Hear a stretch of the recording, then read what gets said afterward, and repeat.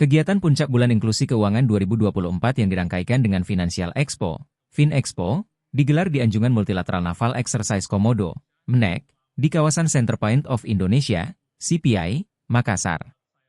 Pada kegiatan tersebut, Kepala Otoritas Jasa Keuangan Regional 6 Sulawesi, Maluku dan Papua, Sulampua, Darwisman, menjelaskan layanan literasi dan inklusi keuangan ke daerahku, layarku, adalah tagline yang luar biasa untuk terus kita mengimplementasikan guna mencapai target literasi keuangan sebesar 90%.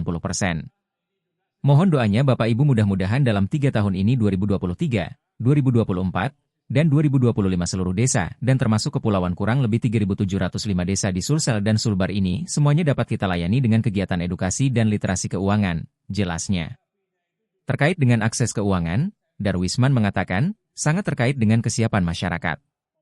Tentunya, dapat meningkatkan taraf hidup masyarakat. Dengan akses keuangan yang baik, dapat mengurangi ketimpangan ekonomi. Dengan akses keuangan dapat meningkatkan stabilitas keuangan, dapat mendorong pertumbuhan ekonomi, dan mengurangi kemiskinan.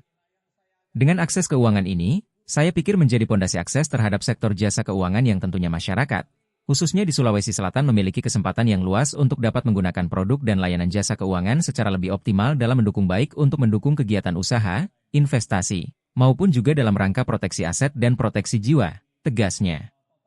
Namun, tambah Darwisman, pemanfaatan akses keuangan juga perlu dibarengi dengan literasi keuangan.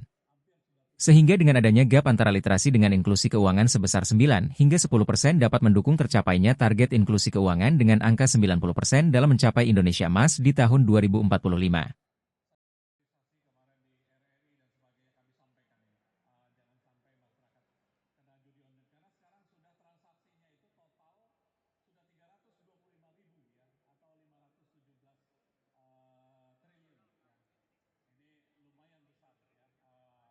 Download Tribun X sekarang, menghadirkan lokal menjadi Indonesia.